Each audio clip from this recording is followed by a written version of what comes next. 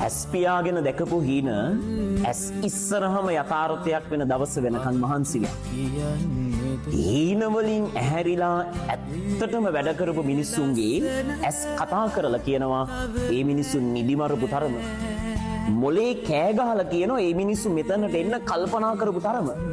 ළමයි බලගේ හීනවල ආසාවන් වල බර කොච්චරක්ද ඒ ගානටම බලගේ මහන්සියේ බරත් වැඩි.